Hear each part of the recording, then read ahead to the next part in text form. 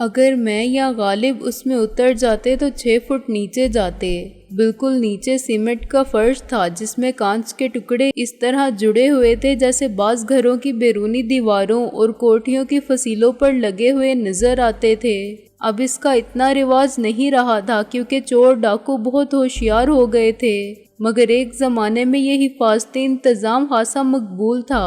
خندق میں گرتے ہی ہمارا سارا جسم نوکیلے تیز دھار والے شیشوں کی جراحت سے کٹ جاتا اور ہم اس قابل نہ رہتے کہ اتنے زخموں سے بہنے والے لہو کو روک سکیں اور خندق سے نکل کے فرار ہو سکیں۔ سرچ لائٹ ایک راؤنڈ مکمل کرنے کے بعد آف ہو گئی تو میں نے رکی ہوئی سانس کو خارج کیا اور غالب کے ساتھ خندق کے پار کود گیا۔ 3 فٹ کا فاصلہ کچھ بھی نہیں تھا۔ ہم نے آہستہ سے جست لی اور کسی آہٹ کے بغیر دوسری طرف پہنچ گئے، لیکن اس وقت غالب کے حلق سے ایک ایسی آواز نکلی جسے سن کر میرے دل کی دھڑکن رک گئی۔ میں نے پہلے دروازے کی طرف دیکھا مگر سنتری نے یہ آواز نہیں سنی تھی۔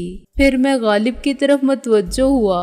یہ دیکھ کر میرا خون خشک ہو گیا کہ غالب کا ایک پاؤں شکنجے میں پھنس گیا ہے۔ ٹخنے سے ذرا اوپر یہ فولادی شکنجہ اس کے پیر سے یوں چمٹ گیا تھا جیسے جونک کھال سے چمٹ جاتی ہے۔ غالب سخت تکلیف میں تھا اور یہ اسی کا حوصلہ تھا کہ اس نے منہ میں ہاتھ دے کر اپنی چیخ کو دبا لیا تھا۔ اس میں غالب نے اپنے ہی دانت اپنی ہی ہتھیلی میں گاڑ دیے تھے لیکن اپنی آواز نہیں نکلنے دی تھی۔ میں نے جھک کر شکنجے کو دیکھا۔ یہ مضبوط لوہے کے سپرنگ لاک والا شکنجہ تھا جسے صرف مخصوص چابی سے کھولا جا سکتا تھا۔ اس کا وزن بھی 1.5-2 سیر سے کم نہیں تھا۔ غالب کا پیر سیدھا اس پر پڑا تھا اور شکنجے نے مگرمچھ کے دانتوں کی طرح غالب کی ٹانگ پکڑ لی تھی۔ میں نے آہستہ سے شکنجے کو ہلایا تو خوف اور صدمے سے میرا دل ڈوبنے لگا۔ ٹخنے کے اوپر سے غالب کی پنڈلی ٹوٹ گئی تھی۔ میں نے اس کے کندھے پر ہاتھ رکھ کے دبایا اور اسے حوصلہ نہ ہارنے کی تلقین کی۔ اب یہاں ایک لمحہ ضائع کرنا بھی بے سود تھا۔ میں نے غالب کو اٹھایا تو شکنجہ بھی ساتھ آ گیا اور ٹوٹے ہوئے جوڑ کے ساتھ لٹکنے لگا۔ غالب درد کی شدت سے تڑپا اور میرے ہاتھوں سے نکل کر خندق میں گرتے گرتے بچا۔ بس غالب، بس 1 منٹ، صرف ایک جھٹکا اور میری جان، میں نے کہا اور خندق عبور کر گیا۔ غالب دوہرا ہو گیا مگر اس نے کمال ضبط سے کام لیا اور منہ میں ہاتھ دبائے رہا۔ میں نے اسے چند قدم دور لے جا کر ایک جھاڑی کے پیچھے لٹا دیا۔ شکنجے کو الگ کرنا میرے بس کی بات نہیں تھی۔ اب مجھے غالب کو اٹھا کے 5 میل واپس جانا تھا اور کوئی ایسا انتظام کرنا تھا کہ شکنجہ اسے تکلیف نہ دے اور اس کی ٹوٹی ہوئی ٹانگ کو نہ ہلائے۔ کچھ دیر سوچنے کے بعد میں نے اپنے گاڑے کے پرانے میلے کرتے کے دامن کو نیچے سے پھاڑا اور ایک لمبی پٹی اتار لی۔ ادھر ادھر تلاش کرنے پر مجھے کوئی ایسی مضبوط لکڑی نہ ملی جسے میں استعمال کر سکتا۔ مجبوراً میں نے اس لکڑی کو توڑا جسے میں ابھی تک پھندے اور شکنجے دریافت کرنے کے لیے استعمال کر رہا تھا۔ یہ سوکھی لکڑی 1 انچ کے قریب موٹی تھی۔ اس میں سے 1 فٹ لمبے 2 ٹکڑے توڑنا کوئی مشکل کام نہیں تھا، لیکن مجھے اس طرح پیدا ہونے والی آواز سے ڈر لگتا تھا۔ میں نے لکڑی کو گھٹنے کے نیچے دبا کر موڑا۔ لکڑی پٹ سے ٹوٹ گئی اور میرا دل ایک بار پھر تیزی سے دھڑک کے رکنے لگا کیونکہ آواز کے ساتھ ہی سرچ لائٹ پھر روشن ہو گئی تھی۔ اس سے پہلے کہ وہ بے رحم روشنی ہم تک پہنچتی، میں بھی غالب کے ساتھ ساکت ہو کے لیٹ گیا۔ روشنی جھاڑی کے پتوں کی جالی سے چھن کر گزر گئی۔ میں نے دونوں لکڑی کے ٹکڑوں کو پنڈلی کے متوازی رکھا اور اپنے اندازے سے سیدھا رکھتے ہوئے پٹی کو کس کر باندھنا شروع کیا۔ یہ ابتدائی طبی امداد کا اصول تھا۔ طبی امداد نہیں تھی، تاہم اس سے غالب کی مشکل اور میرا کام آسان ہونے کی توقع تھی۔ میں نے دامن کے نیچے سے ایک اور پٹی پھاڑی اور اسے بھی دونوں لکڑیوں کے اوپر لپیٹ دیا۔ میں دامن سے 2 انچ چوڑائی کی پٹیاں اتارتا گیا اور لکڑیوں کی گرفت سخت سے سخت ہوتی گئی، یہاں تک کہ میں نے ہاتھ سے ہلا کے دیکھا تو دامن میں پھنسی ہوئی ٹانگ کا جوڑ نہیں ملا۔ پھر میں نے کرتا اتار دیا اور اس کے پچھلے حصے کو نیچے سے پھاڑنا شروع کیا۔ میں نے ایک کے بعد ایک 4 انچ چوڑی پٹیاں پھاڑ دیں اور پھر 2 پٹیوں کو بل دے کر ایک کر لیا۔ اب میرے پاس ایک خاصی مضبوط رسی تیار ہو گئی تھی جو 2 سیر کا وزن برداشت کر سکتی تھی۔ میں نے اسی رسی کو شکنجے کے ایک حلقے سے گزارا اور پھر اپنی گردن میں ڈال دیا۔ پھر میں نے غالب کو یوں اٹھا دیا کہ شکنجہ بھی ساتھ ہی اٹھ گیا۔ اس کا سارا وزن میری گردن نے اٹھایا۔ غالب کی ٹوٹی ہوئی ٹانگ پر شکنجے کی گرفت برقرار تھی، لیکن اس کا وزن کسی طرح بھی ٹانگ کے جوڑ پر نہیں پڑ رہا تھا۔ میں نے غالب کو اٹھا کے چند قدم کا فاصلہ طے کیا تو مجھے اندازہ ہوا کہ رات بھر میں 5 میل کی مسافت طے کرنا کتنا مشکل کام ہوگا۔ مجھے خود کو اس محافظ کی دوربین نظروں سے بھی محفوظ رکھنا تھا جو اندھیرے میں میری نقل و حرکت کو دیکھ سکتی تھی۔ ایک درخت سے دوسرے درخت کی اوٹ میں جاتے ہوئے میں پیچھے مڑ کر دیکھتا تھا، پھر ایک پیر سے آگے کی زمین کو چھو کر اور ٹٹول کر اگلا قدم بڑھاتا تھا۔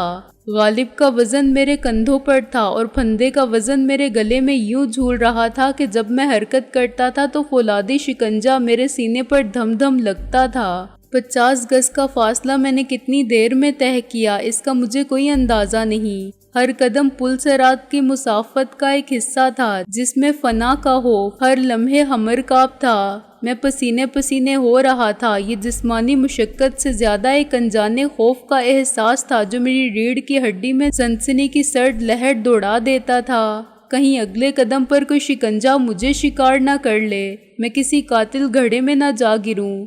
جنگل میں بھیڑیے اور گیدڑ چلا رہے تھے جس سے رات کا سناٹا زیادہ دہشتناک محسوس ہوتا تھا۔ غالب کا کراہنا اب کم ہو گیا تھا۔ میری ترکیب نے اس کے پاؤں کو وقتی طور پر جوڑ کے ہلنے کی تکلیف سے نجات دلا دی تھی۔ جہاں شکنجے نے اپنے آہنی دانت گاڑ رکھے تھے وہ جگہ شاید سن ہو گئی تھی۔ مجھے اندازہ تھا کہ اس قسم کی چوٹ کچھ دیر بعد زیادہ تکلیف دیتی ہے جب پٹھے اکڑتے ہیں اور سوجن بڑھتی ہے۔ 2 گھنٹے بعد بھی میں ممنوعہ علاقے میں ہی تھا اور میرا اپنا حال یہ تھا کہ مجھے 5 میل کا فاصلہ 500 میل کے سفر سے زیادہ کٹھن نظر آتا تھا، لیکن میں نے اپنی مایوسی کا اظہار غالب پر نہیں ہونے دیا۔ میں اسے برابر ضبط اور ہمت سے کام لینے کی تلقین کرتا رہا اور اس کا حوصلہ بڑھاتا رہا۔ یار یہ سب مصیبت میری وجہ سے پڑی تجھ پر، وہ بولا۔ کیا چوٹ کا اثر تیرے دماغ پر بھی ہو گیا ہے؟ میں نے برہمی سے کہا۔ تیری جگہ اس شکنجے میں میں بھی پھنس سکتا تھا۔ پھر بھی یار مجھے شرم آ رہی ہے کہ تیرے لیے۔ بکواس مت کر مرزا غالب کے کفش برادر، میں نے کہا۔ ایسی غیریت کی باتیں اچھی نہیں لگتی تیرے منہ سے۔ کیا میں اس طرح ٹانگ توڑوا بیٹھتا تو مجھے کوئی نہ اٹھاتا؟ محسن یا استاد ٹیڈی، تو اور میں، ہم میں سے کوئی بھی اس پوزیشن میں ہوتا تو دوسرا کیا کرتا؟ بائے بائے اور خدا حافظ کہہ کے چلا جاتا۔ لعنت ہے تیری اس سوچ پر، لعنت ہے میری اس ٹانگ پر۔ ایسا مت کہہ، یہ میرے نزدیک کفر کا کلمہ ہے، میں نے کہا۔ تمام عمر اس ٹانگ نے کہاں کہاں تیرا ساتھ دیا، تجھے کہاں کہاں لے گئی، تیرے وجود کے بوجھ کو اٹھا کے پھرتی رہی۔ یہ جسم خدا کی تخلیق کا وہ شاہکار ہے جس کا ایک پرزہ بھی بے مقصد اور فالتو نہیں۔ تو اس میں نقص نکال کے کفران نعمت کا مرتکب ہوگا۔ تیری یہ ٹانگ بھی اتنی ہی اہم ہے جتنی تیری ایک آنکھ، ہاتھ یا پیر کی ایک انگلی پر بھی لعنت نہیں بھیجی جا سکتی دوست۔ کوئی ہے جو عام حالات میں ہنسی خوشی کہے کہ لعنت میری اس ٹانگ پر اور اسے کٹوا کے پھینک دے؟ یار واقعی میرا دماغ چل گیا ہے، غالب شرمندہ ہو کے بولا۔ اب زیادہ مت بول، تیری سانس پھول رہی ہے۔ ہم کتنی دور آ گئے ہیں؟ تقریباً علاقہ ممنوعہ سے باہر ہیں، میں نے کہا۔ ہاں کچھ دیر پہلے میں نے ایک بورڈ دیکھا تھا، غالب بولا۔ اچھا، میں نے نہیں دیکھا۔ تو اپنے سامنے دیکھ رہا تھا، میری نظر پیچھے سے دونوں جانب دیکھ سکتی ہے، غالب نے کہا۔ تھوڑی دیر رک کر دم لے لے، ابھی بہت دور جانا ہے۔ ہم نے وہاں آدھا گھنٹہ آرام کیا۔ میں ایک درخت کے نیچے دراز رہا تو مجھے اپنی سانس کی رفتار بحال کرنے میں 10 منٹ لگے۔ زمین پر چیونٹے رینگ رہے تھے اور درخت کی چھال سے سیدھے میرے جسم پر اترنے لگے تھے۔ وہ بڑے خونی قسم کے چیونٹے تھے۔ ایک نے میری گردن پر کاٹا تو میں اچھل پڑا۔ میں نے اسے نوچ کے الگ کیا تو میری انگلیوں نے خون کی معمولی سی نمی کو محسوس کیا۔ پھر دوسرے نے میرے پیٹ پر کاٹا۔ میں نے اٹھ کر اپنا کرتا اتارا اور جھاڑ کر پہنا۔ کرتا اب آگے پیچھے سے 1.5-2 فٹ کم ہو گیا تھا اور اس کی لمبائی کوٹ کے برابر رہ گئی تھی۔ ڈھیلے ڈھالے اور نامکمل کرتے میں یقیناً میں مضحکہ خیز ہو گیا تھا، لیکن مجھے اپنی ہیبت قضائی کا احساس ہی نہ تھا۔ درخت سے ذرا ہٹ کے چیونٹے نہیں تھے، وہ ایک بل سے نکل کر سیدھے درخت پر جا رہے تھے یا درخت سے اتر کے بل میں داخل ہو رہے تھے۔ میں اس جگہ سے 2 گز دور لیٹ گیا۔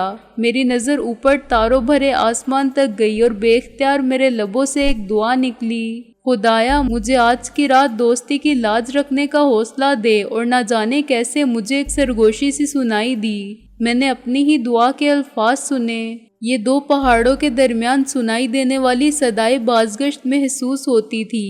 یقیناً غالب نے کچھ نہیں سنا تھا، ورنہ وہ چونکتا۔ یہ میرے دل کا وہم تھا یا میری دعا کا سفر تھا جو عرش تک پرواز کر گئی تھی؟ یہ ایک بے غرض دعا تھی، مدد کی التجا تھی یا فریاد تھی؟ میرے دل کو اعتبار آنے لگا کہ خدا نے میری سن لی ہے۔ ایک سگریٹ جلا کے میں نے غالب کو دی اور دوسری خود پھونکتا رہا۔ خالی پیٹ کو میں نے بڑی حسرت سے دیکھا۔ یہ خوئے بد بھی کبھی کبھی ایک نفسیاتی سہارا فراہم کرتی ہے۔ غالب بھی خاموش پڑا رہا۔ اسے نیچے رکھتے ہوئے میں نے پوری احتیاط سے کام لیا تھا، پھر بھی فولادی شکنجا اس کے منہ پر لگ گیا تھا۔ دوبارہ سفر کا آغاز کرنے سے پہلے میں نے اپنے کرتے کو دونوں طرف سے کچھ اور چھوٹا کیا اور ایک رسی بٹ کے ایسا بندوبست کر لیا کہ شکنجا میری گردن میں توق بن کے پڑا رہے لیکن حرکت نہ کرے اور میرے سینے پر وار نہ کرے۔ میں نے اسے اپنی کمر کے ساتھ بھی کس لیا اور پھر نئے عزم کے ساتھ روانہ ہو گیا۔ رات کا وہ سفر سختی حالات کی وہ داستان ہے جسے الفاظ میں بیان نہیں کیا جا سکتا۔ صبح مرغے اذانیں دے چکے تھے جب مجھے وہ گاؤں نظر آیا جہاں سے ہم گزشتہ روز پیٹ بھر کے چلے تھے۔ ہم گاؤں کی حدود میں داخل ہوئے تو مسجد سے آواز اذان بلند ہوئی۔ گھر سے نکلنے والے پہلے نمازی نے ہمیں دیکھا اور ٹھٹک کر رک گیا۔ وہ ایک دراز قد سفید ریش والا نیک دل بوڑھا تھا۔ اے کی ہو یا پتر، وہ بولا اور پھر آنکھوں پر ہاتھ رکھ کے مجھے دیکھنے لگا۔ تو تے کل بھی آیا سی نا؟ آہو چاچا جی، میں نے کہا۔ اے میرا دوست بھی میرے نال سی لیکن اے بلا نال نہیں سی۔ اے راتی چمٹ گئی جے۔ ذرا سی دیر میں ہمارے گرد کئی نمازی اکٹھے ہو گئے۔ انہوں نے ہمیں وہیں بیٹھنے کو کہا اور مسجد کی طرف جاتے جاتے کہا اللہ اپنا فضل کرے گا۔ 15-20 منٹ بعد وہ پھر آئے اور گاؤں میں ایک ہلچل پیدا ہو گئی۔ وہ لوگ بہت کچھ کرنا چاہتے تھے لیکن میں نے کہا کہ اگر ہمیں چائے مل جائے اور غالب کو سپرو۔ انہوں نے ایک دوسرے کی طرف دیکھا۔ چائے؟ دوسرے نے سر کھجایا۔ سپرو؟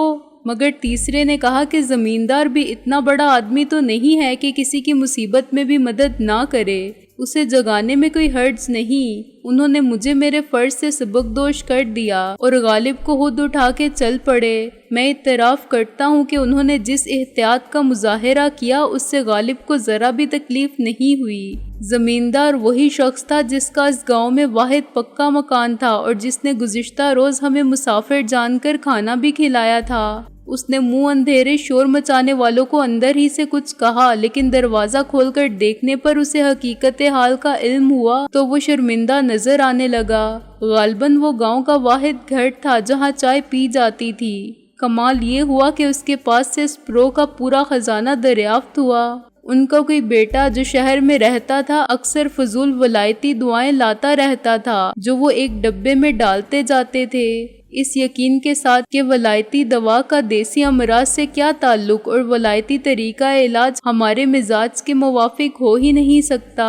اس ڈبے میں ملٹی وائٹامنز بھی تھے جو بیٹا اپنی ماں کے لیے لایا تھا مگر وہ بھی استعمال نہیں ہوئے تھے کیونکہ نیم حکیم صاحب کا ارشاد تھا کہ ان کی تاثیر گرم ہے۔ اینٹی بایوٹک دوائیں تو بقول نیم حکیم صاحب نیری آگ ہیں، آگ اندر سے وجود کو جلا دیتی ہیں، جگر کو پھونک دیتی ہیں اور خون خشک کرتی ہیں۔ ان سب کی ناپسندیدگی کے باوجود میں نے غالب کو ٹیرامائسین کا ڈبل ڈوز دیا، اس کے ساتھ بی کمپلیکس دیے اور پھر سپرو کی 4 گولیاں اس کے حلق میں اتار دیں۔ میرے سادہ دل میزبانوں کو یقین کامل تھا کہ اتنی گرم دوائیں یکمشت کھانے کے بعد غالب بھگ سے اڑ جائے گا اور اس کے اندر جو آگ لگے گی وہ غالب کے اس مصرے کے مطابق ہوگی کہ کچھ خیال آیا تھا وحشت کا کہ صحرا جل گیا، لیکن انہوں نے ہمیں ہماری تقدیر پر چھوڑ دیا اور خودکشی بلکہ میری حد تک اقدام قتل کی اس کوشش پر احتجاج نہیں کیا۔ اصل کرشمہ چائے نے دکھایا۔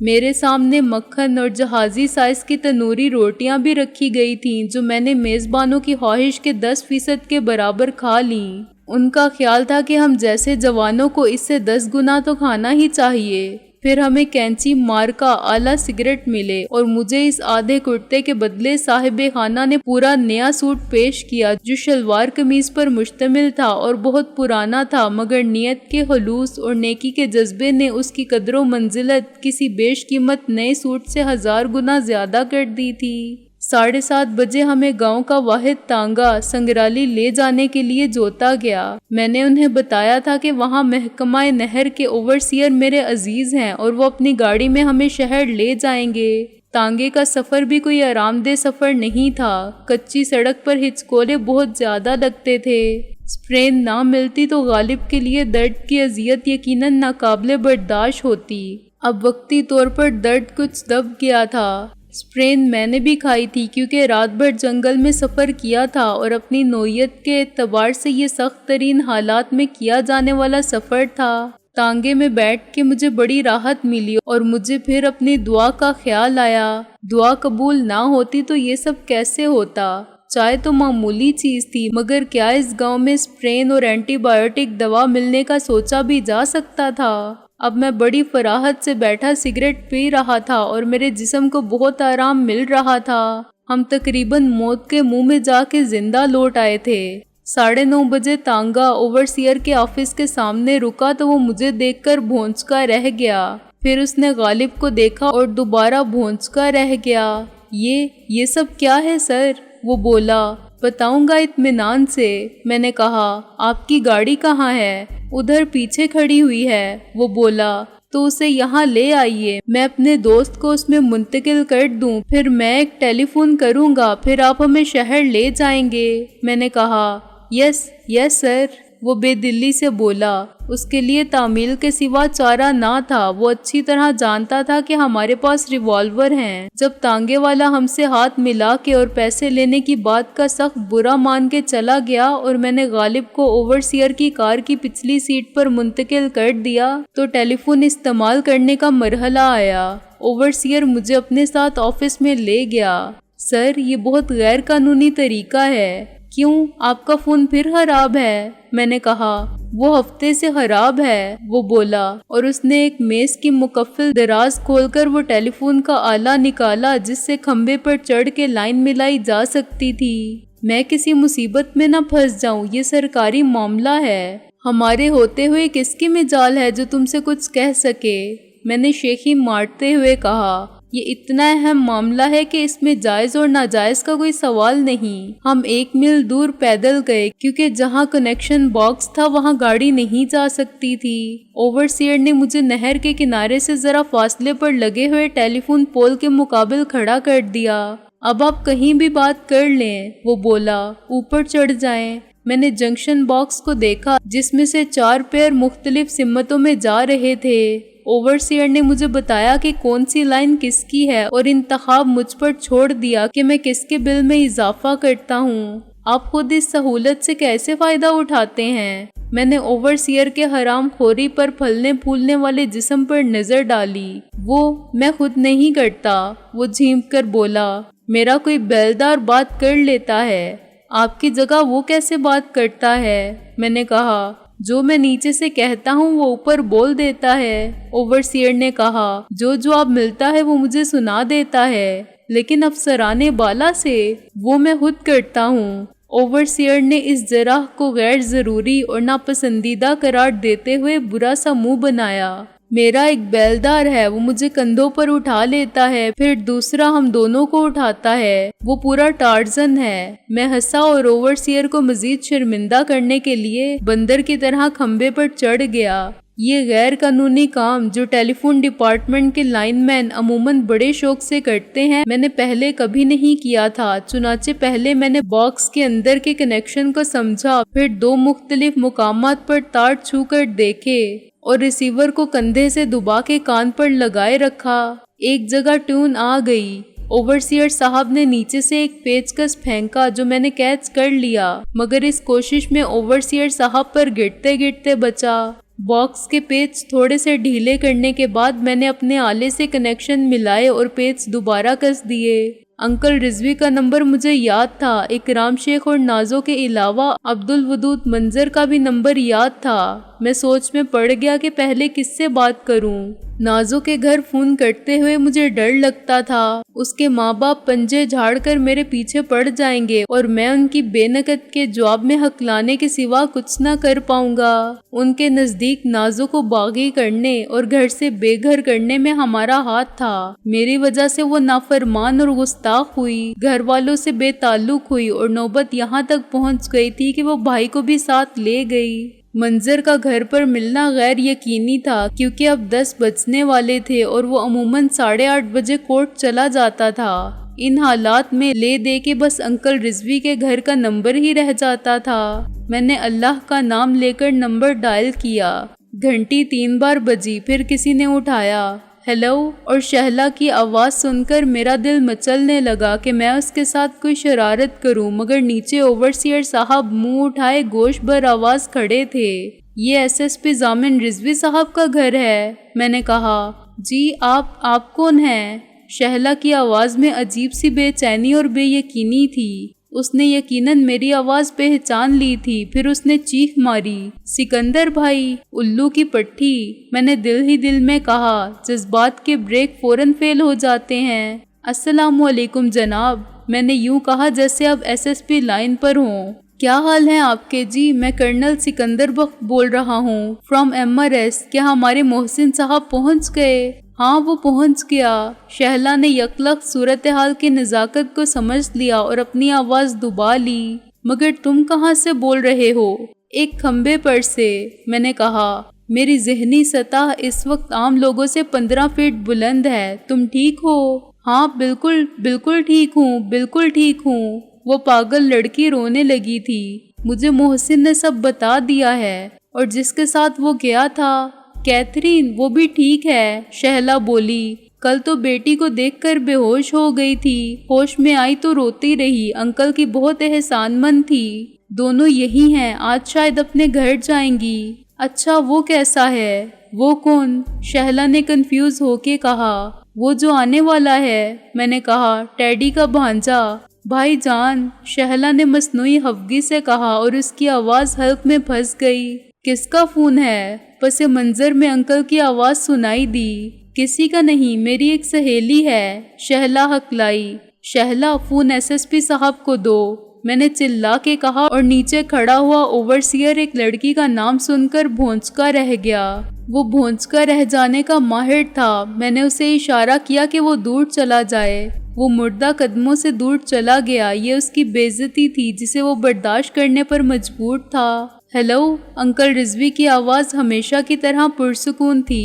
السلام علیکم انکل، میں سکندر بخت بول رہا ہوں، میں نے کہا۔ مجھے معلوم ہے، انہوں نے کہا۔ کیا محسن نے آپ کو کچھ بتایا ہے؟ میں نے کہا، ہاں، کچھ بے سروپا باتیں کی ہیں، صرف فون پر۔ وہ بولے، وہ آپ کے سامنے آتے ہوئے ڈرتا ہے۔ میں نے کہا، آپ اسے بند کر دیں گے؟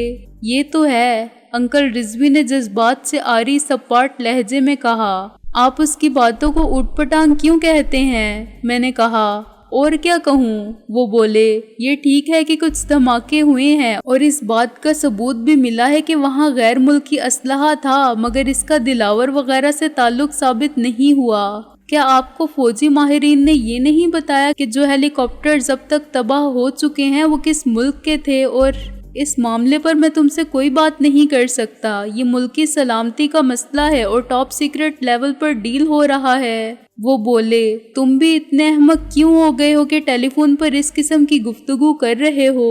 آئی ایم سوری انکل، میں نے کہا، میں مجبور ہوں، میں ایک گاؤں بلکہ ایک ویران کھیت کے ٹیلی فون پول پر چڑھا ہوا ہوں کیونکہ آس پاس کوئی فون دستیاب نہیں، میری بات یہاں کوئی نہیں سن رہا ہے۔ مگر وہ لائن وہاں سے یہاں تک پھیلی ہوئی ہے بے وقوف، راستے میں کوئی بھی ٹیپ کر سکتا ہے، انکل نے برہمی سے کہا۔ پلیز آپ یہ رسک لے لیجئے کیونکہ یہ ایمرجنسی ہے، اگر وقت گزر گیا تو بہت نقصان ہو جائے گا۔ میں نے کہا، ایسی کون سی ایمرجنسی ہے؟ انہوں نے کہا، میں آپ کو ایک پتہ سمجھا رہا ہوں۔ میں نے کہا، اسے اچھی طرح سمجھ لیجئے کیونکہ شاید دوبارہ آپ سے رابطہ قائم نہ ہو۔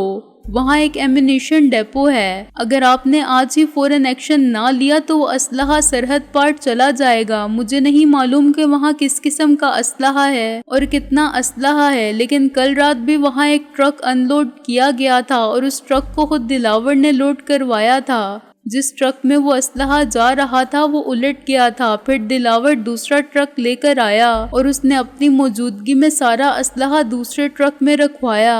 آپ سن رہے ہیں نا؟ میں ٹیپ بھی کر رہا ہوں، انکل رضوی نے کہا۔ ضرور کیجئے، میں نے کہا۔ اس سڑک کے ساتھ استاد پیڈرو گیا تھا جو دلاور کا دستے راست ہے۔ انہوں نے ٹرک کو لوڈ کروانے کے لیے راستے کے ایک گاؤں سے 5 لڑکے پکڑے تھے، بلکہ 6، ایک جان بچا کے اور زخمی ہو کے نکل گیا۔ وہ آپ کے پاس آئے گا، اسے پولیس میں بھرتی ہونے کا بہت شوق ہے۔ باقی 5 غالباً قتل کر دیے گئے۔ میں نے ایک کی لاش بھی دیکھ لی تھی، وہ ٹرک بھی راستے میں الٹا پڑا ہوا ہے، آپ کو نظر آ جائے گا۔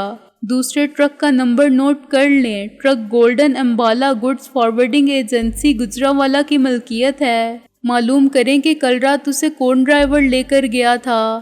میں معلوم کر لوں گا۔ اور انکل وہ جگہ بہت خطرناک ہے، میں نے کہا۔ اس کے آس پاس ایک 3 فٹ چوڑی خندق ہے۔ ان وطن دشمنوں نے اپنے مقاصد کے لیے اسے ممنوعہ علاقہ بنا رکھا ہے۔ جگہ جگہ پھندے اور شکنجے لگا رکھے ہیں۔ غالب کی ٹانگ ایک شکنجے میں پھنس کر ٹوٹ گئی ہے، ہو سکتا ہے آس پاس بارودی سرنگیں بھی ہوں۔ آپ کو اپنے ساتھ خاصی مسلح فورس لانا پڑے گی۔ آپ مناسب سمجھے تو یہ معاملہ اعلیٰ فوجی حکام کے سپرد کر دیں۔ میں آپ کو دوبارہ فون نہیں کروں گا، آپ کی کامیابی کی خبر اخبار میں دیکھ لوں گا۔ ممکن ہے یہ خبر دبا لی جائے، ملکی سلامتی اور مفاد عامہ کے پیش نظر۔ اگر آپ یہ آپریشن رات کے وقت کریں تو بہتر ہوگا۔ میرا کام مجھ پر چھوڑ دو، تمہارے مشوروں کے بغیر بھی میں کر لوں گا۔ سوری انکل، میں نے شرمندگی سے کہا۔ کیا کیتھرین نے آپ کو کچھ نہیں بتایا؟ بتایا تھا، اس کے باوجود آپ کو شک ہے؟ گدھے، یہ کس نے کہا ہے کہ شک ہے؟ انکل رضوی بولے۔ میں تو یہ کہہ رہا ہوں کہ اس سب سے دلاور کا تعلق ثابت نہیں ہوتا۔ وہ بھی ہو جائے گا، ابھی اتنا ہی غنیمت ہے کہ آپ کو ہم پر اعتبار آیا کہ ہم کوئی غلط کام نہیں کر رہے ہیں۔ میں نے کہا، لیکن مجھے اس طریقہ کار سے اختلاف ہے جو تم لوگوں نے اختیار کیا ہے۔ مجھے افسوس ہے انکل کہ آپ کا قانون اور ضابطوں والا طریقہ کار ہمارے کام نہیں آ سکتا۔ میں نے کہا، آپ شاید کاغذی کارروائیوں میں ہی الجھتے رہ جاتے اور نکلنے والے نکل جاتے، ہم نے تو بہت کچھ کر لیا۔ مجھے معلوم ہے زیادہ شیخی بکھارنے کی ضرورت نہیں، وہ بولے۔ میں ہنسا کیونکہ اب ان کے لہجے میں واضح طور پر شفقت آ گئی تھی۔ وہ مجبور نہ ہوتے تو شاید کھل کر اسی طرح ہمارا ساتھ دیتے جیسے اب اکرام شیخ دے رہا تھا، کیونکہ اس نے نوکری چھوڑ دی تھی۔ کیا بدماش سراج واپس پہنچ گیا انکل؟ نہیں، اس کا کچھ پتہ نہیں، وہ بولے۔ اسے ڈیوٹی سے غائب ہونے کے جرم میں معطل کر دیا گیا ہے۔ کیا اس کا چارج کسی DIG نے سنبھالا ہے؟ نہیں، ابھی تو اس بارے میں کوئی فیصلہ نہیں ہوا، رضوی صاحب نے کہا۔ لیکن کسی DIG کے وہاں جانے کا کیا سوال؟ SP بھی شاید کوئی نہیں ہے، ابھی تو کوئی DSP جائے گا، SP کی جگہ کام کرے گا۔ اس نے انسپیکٹر سندر کو قتل کر دیا تھا، میں نے کہا۔ اس کا کوئی ثبوت نہیں ملا، انکل رضوی نے کہا۔ یہی تو خرابی ہے ساری، آپ ثبوت ڈھونڈتے رہ جاتے ہیں، سچ کو کسی کی زبان سے سچ نہیں مانتے۔ آپ کا کیا خیال ہے کہ میں آپ سے جھوٹ بول سکتا ہوں؟ محسن جھوٹ بول سکتا ہے؟ میں جس نظام یا انصاف کی جس مشینری کا پرزا ہوں، اس میں ثبوت کے بغیر نہ سچ کو سچ تسلیم کیا جا سکتا ہے اور نہ جھوٹ کو جھوٹ۔ میرا ذاتی عقیدہ یا یقین کوئی اہمیت نہیں رکھتے، وہ بولے۔ یہ بتاؤ کہ تم خود کہاں ہو؟ ان کے سوال سے میرا ماتھا ٹھنکا۔ میں ملتان روڈ کی طرف 24ویں میل پر ہوں، وابڈا کے ریسٹ ہاؤس کے قریب۔ آنٹی کیسی ہیں؟ ٹھیک ہیں، انہیں میرا سلام کہیے، میں نے کہا۔ وہ مجھ سے خفا تو نہیں ہیں؟ نہیں، تمہارے لیے دعا کرتی رہتی ہیں۔ مجھے آپ کی دعاؤں کی بھی ضرورت ہے انکل، میں نے کہا۔ میری دعائیں؟ انہوں نے جذباتی لہجے میں کہا۔ ابھی تک تو تمہارے کام آئی نہیں ہیں، اور فون بند کر دیا۔ انہوں نے اعتراف کر لیا تھا کہ جہاں تک دعا کا تعلق ہے تو وہ ہمارے لیے دعا ضرور کرتے ہیں، مگر کسی معاملے میں ہماری مدد کرنا ان کے اختیار کی بات نہیں۔ میرے لیے یہ بھی بڑے اطمینان کی بات تھی کہ ان کی دعائیں بھی میری خیر خواہی کے لیے وقف ہیں۔ میرا دل چاہتا تھا کہ میں پھر شہلا سے بات کروں، آنٹی سے بات کروں، کیتھرین اور جولی سے بات کروں، لیکن میں سارا دن کھمبے پر ٹنگا نہیں رہ سکتا تھا۔ شاید رضوی صاحب بھی لمبی گفتگو کو غیر محفوظ سمجھتے تھے۔ عین اس وقت جب میری کھمبے کے گرد لپٹی ہوئی ٹانگیں جواب دینے والی تھیں، میں گرنے کے بجائے پھسلتا ہوا نیچے اتر گیا اور اوورسیئر صاحب کو دیکھ کر مسکرایا۔ یہ ایس ایس پی شہلا کوئی خاتون ہے؟ وہ بولا۔ شہلا ان کی بیٹی ہے۔ میں نے کہا، میری کلاس فیلو تھی۔ وہ سخت مرعوب نظر آنے لگا۔ کرنل صاحب، میں بہت غریب سا آدمی ہوں۔ اگر آپ غریب ہیں تو اللہ ہم سب کو غریب کرے۔ میں نے کہا، پاکستان کے بچے بچے کو غریب کرے۔ میرا مطلب تھا یہ نوکری کا معاملہ ہے، آپ پر آنچ نہیں آئے گی، آپ آنچ کے قریب جائیں گے تو ضرور آئے گی، اور مجھے لگتا ہے کہ آپ آگ سے کھیل رہے ہیں۔ میں نے کہا، جی میں سمجھا نہیں۔ وہ بوکھلا کے بولا، سمجھا کریں۔ میں نے کہا، اوورسیئر جب ایسی شاندار گاڑی میں پھرتا ہے تو اس کا مطلب دیکھنے والے کیا لیتے ہیں؟ یہی کہ آپ آگ بھر رہے ہیں اپنے نامہ اعمال میں، اپنی قبر میں، اپنی اولاد کے خون میں۔ میں یہ سب چھوڑ دوں گا۔ وہ لرزتے ہوئے بولا، چھوڑ دوں گا؟ میں نے کہا مارا، چھٹتی نہیں ہے منہ سے یہ کافر لگی ہوئی۔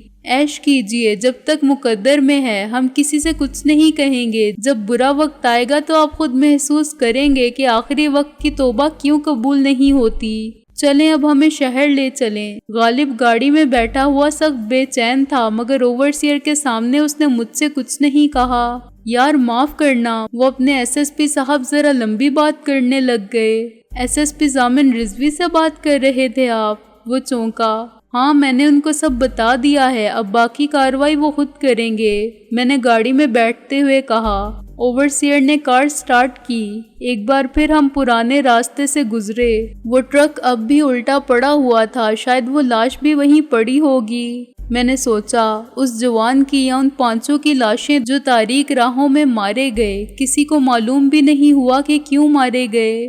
ایک حوالدار کو سانپ نے ڈس لیا تھا۔ کتنی سچی بات تھی کہ سانپ نے سانپ کو ڈس لیا تھا۔ میں اونگنے لگا۔ گاڑی رکنے لگی تو میں نے آنکھیں کھولی اور اچانک میری نظر نے پولیس کو دیکھا جو سڑک کے درمیان ہمارا راستہ روکے کھڑی تھی۔